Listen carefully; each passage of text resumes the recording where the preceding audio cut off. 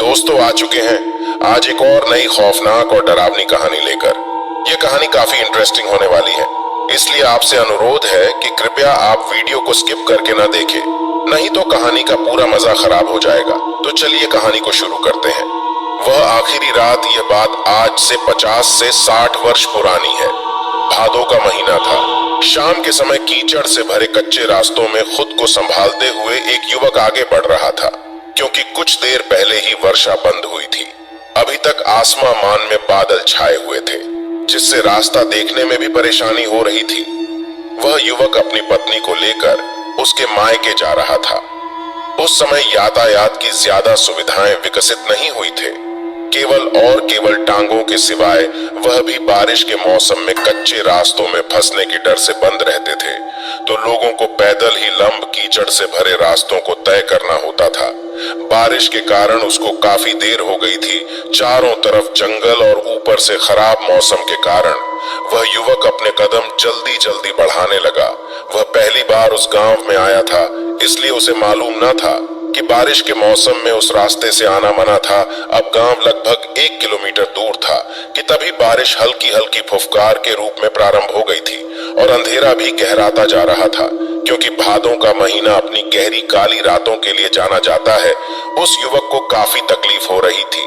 चलने और रास्ता देखने में बादलों की खड़गड़ाहट, हल्की बारिश, बदलते हुए हवा के रुख और सियार की रोने की आवाज माहौल में डर को खोल रही थी।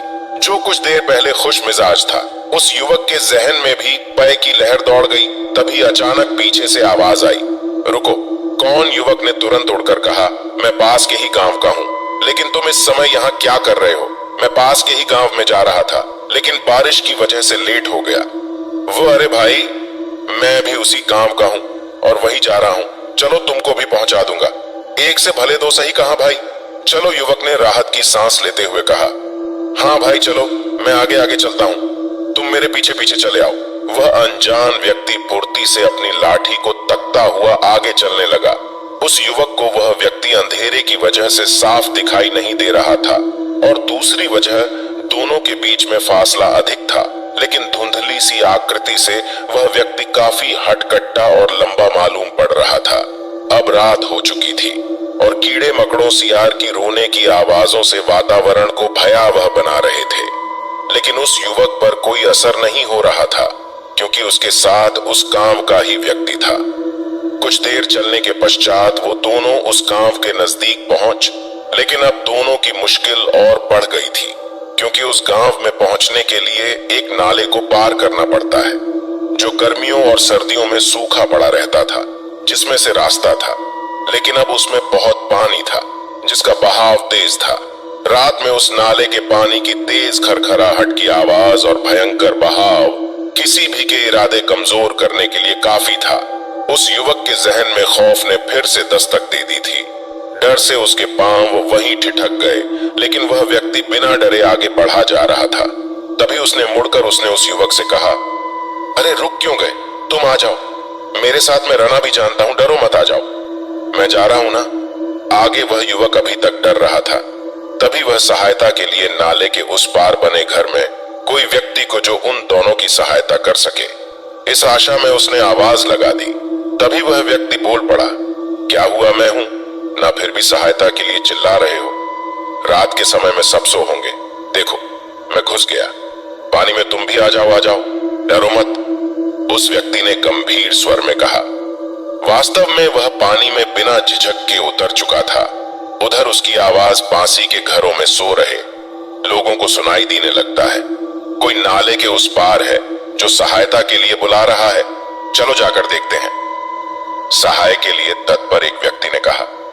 कहीं कोई भूत तो नहीं है जो हमें सहायता के लिए आवाज देकर छलना चाहता हो? चलो, यह तो वहीं जाकर पता चलेगा। अब अपनी लाठी और लालटेन उठाकर नाले की तरफ निकल पड़े।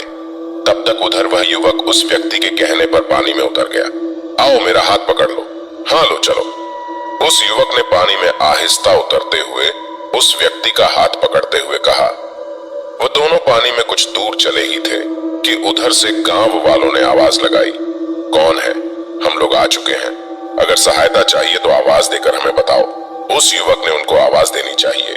तो उस व्यक्ति ने उसका मुंह अपने हाथों से दबा दिया। क्या हुआ? मैं हूं ना तुम्हारे साथ, फिर क्या जरूरत है? किसी और की उस व्यक्ति की बातों में गुस्सा था और उसका सारा शरीर बात के दौरान कांप रहा था। उस व्यक्ति ने उस युवक को तेजी से खींचते हुए नाले के तेज बहाव के बीचों बीच ले जाकर छोड़ दिया। वह युवक गोता खाने लगा। ये क्या कर रहे हो? बचाओ, मैं डूब रहा हूं। उस व्यक्ति ने उसका हाथ पकड़ लिया, जिससे वह बच गया, लेकिन इस बार उसकी पकड़ में अंतर था। उस युवक को उस व्यक्ति की पकड़ ऐसी लगी जैसे उसका हाथ किसी नुकीली दांतों से बनी चीज में फंस गया हो। उस युवक के होश तब ठिकाने नहीं रहे जब उसने उस व्यक्ति की बातें सुनी। तुझे क्या लगा मैं तुझे इतनी आसानी से पहचाने देता? आज तेरी बलि चढ़ेगी। मेरे हाथों से तू मेरा शिकार है। कौन हो तुम? क्या चाहते हो? मुझसे तेरी मौत हो। मैं तभी जोरदार आवाज के साथ बिजली चमकी। उसके प्रकाश में उस व्यक्ति का विकृत चेहरा देखकर उस युवक की एक खौफनाक चीख बुलंद हो गई और उसने झटके से उस दरिंदे, जो कि एक जल पिशाच था, उसने हाथ छुड़ाकर वापस किनारे की तरफ दौड़ा और बचाओ बचाओ की आवाज लगाने लगा। लेकिन तब तक गांव वाले किसी भूत की आवाज समझकर वापस चले गए थे। वह वापस किनारे पर पहुंचता तब तक उस जल पिशाच ने उसका पैर पकड़कर खींच लिया और उसे गहराई में ले गया। पानी में काफी देर तक उथल पुथल होती रही। कभी कभी उस युवक की दर्द भरी चीख भी गूंज जाती। आखिरकार पानी में हलचल होना बंद हो गई। शायद वह युवक अब जिंदगी और मौत की लड़ाई हार चुका था।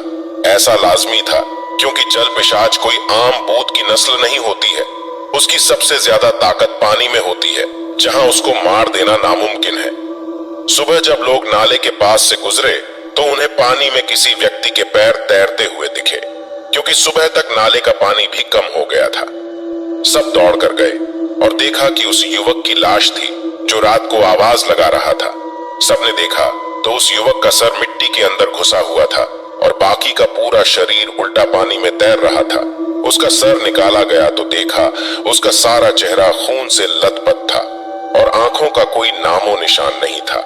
वह जल पिशाच ऐसे ही कई लोगों को अपना शिकार बना चुका था।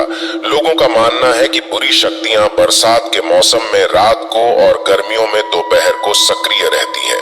हो सके तो कभी भी अकेले और खराब मौसम में अपरिचित क्षेत्र में ना जाए। उम्मीद करते हैं आपको आज की यह कहानी अच्छी लगी होगी, तो फिर जुड़े रहिए ऐसे ही रोमांचक और रहस्यमय वाक्यों से रूबरू होने के लिए, जो आपके रोंगटे खड़े कर दे। कहानी कैसी लगी बताना मत भूलिए और अपनी प्रतिक्रिया देना भी मत भूलना। धन्यवाद।